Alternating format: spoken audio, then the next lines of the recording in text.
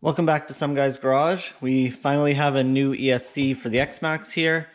We'll install that today and hopefully that gets the truck back up and running. But first I'd like to talk a little bit about Traxxas warranty. So you've probably seen it's been quite a few weeks since this has happened, and the process, especially here in Canada, is not great.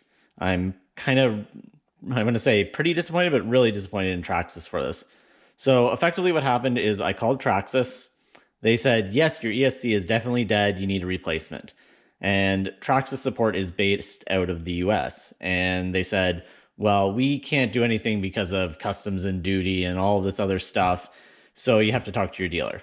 Okay, fine. Talk to the dealer, which is not local to me. It's around an hour away, drive, give or take. But yeah, talk to the dealer. They said, yeah, no problem. Ship it in to us and we'll have a look. We'll send it back to Traxxas. And there's a bunch of back and forth. And then eventually it's like, yep, we'll replace the ESC and then ship it back. The thing is, they asked for shipping back as well. So not only did I have to ship the old ESC to them, I also had to pay for the shipping back to me. And overall, this is just not what happens out there. So if you compare this to DeWalt, you guys have seen I have a lot of DeWalt tools. I had a battery, this one in particular, where as you can see, the membrane switch doesn't work anymore. So the battery is not that old. It was 8 or 9 months old at the time. And I contacted DeWalt through their support. All they did was say, give us some pictures, show us the receipt, and they just shipped me a new battery. And so a little while later, just a few days, I had a battery show up on my door, all good to go. And this one still works. It's just the membrane button's gone. That's it. And DeWalt, no questions asked, just ship me another battery. Traxxas, on the other hand, can't help you out of the US. They have no Canada support. Go through the dealer, pay for shipping to your dealer, pay for shipping back. And you can see how long it took. It took weeks to get what should have been Traxxas just ships it out the door next day after they already told me it was dead. So overall, I'm quite disappointed with Traxxas, and I've had some follow-up emails with them, and they're like, too bad, it's our policy. It's a bad policy, and they don't seem to care, especially knowing that these ESCs have a lot of issues. So I've read online, and all of you guys in the comments have said, just go get a Max 6. And I probably will do that at some point here in the near future. I'm going to give this one a try anyway today, but knowing that these ESCs fail all the time, it's surprising that they need to get it shipped back and they need me to pay shipping for a replacement of a truck that had a dead ESC out of the box. $50 out of pocket total, give or take, but come on, just send me a new ESC when you guys have told me it's failed. DeWalt knows how to do that. I've had experiences with other manufacturers for warranty items, no problems. These guys, it's a thumbs down from me.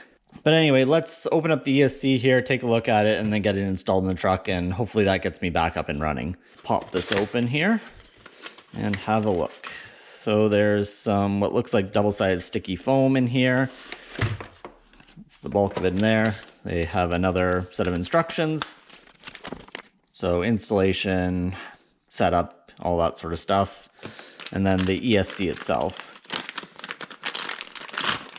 So looks about the same as the one that came off the truck. I would hope so. It's got the connectors already, which is nice. So you don't have to do any soldering or anything like that with the truck when it's replaced. Cover comes off as it did with the other one. And yeah, there's the little piece there to cover up the connectors. So that's all there. So it's all accounted for. So yeah, let's go ahead and get that all installed. All right, got the truck opened up and let's get the ESC installed. So we'll fit it back in between the frame rails here. Back down into place there, and then we'll get it screwed in. Okay, there we have it screwed in now.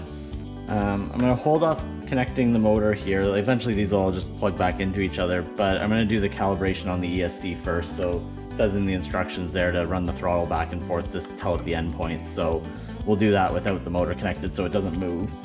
And we do need to feed the power wire here back into the electronics box here. And then that gets plugged into the channel right here. So there we go, plugged into that spot. And then we'll tuck all these wires back inside here and get this all buttoned back up. Just making sure that gasket actually seals around the face here, just so that no water gets into that electronics compartment here. So just have to be a little careful with it. And also just making sure all of these wires coming out of the antenna thing here as well is all sealed up nice.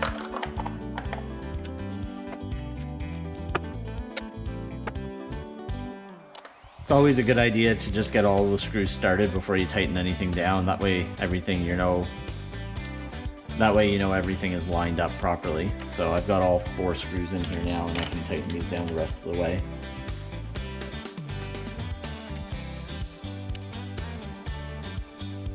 And always just make sure you go just snug. These are metal bolts and plastic threads, so if you do over tighten, you would strip something out. So you don't have to reef these down. They are just holding covers on. There's nothing mechanical here.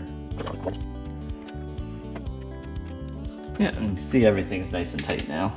Okay, and I have my 2 batteries here now, so we're just going to temporarily install them here and make sure everything's okay. Like I said, I don't have the motor hooked up yet, so it's not going to go anywhere, but I want to just make sure that the ESC powers on properly before I do anything else. So connect the first battery there. Connect second battery. So far so good. Those are tight, and we will power on the ESC here. And looks like we're all right. We got green lights, no red lights, so that's definitely a plus here. So we'll unplug those here now that we've tested that. Anyway, at this point, since the batteries aren't fully charged, I put them in a storage charge before I put them away when the ESC died. I need to make sure these are charged and then do a calibration on the ESC before I can actually use it. So that's going to be it for today. If you're interested in continuing to follow along, make sure you subscribe. And otherwise, thanks for watching.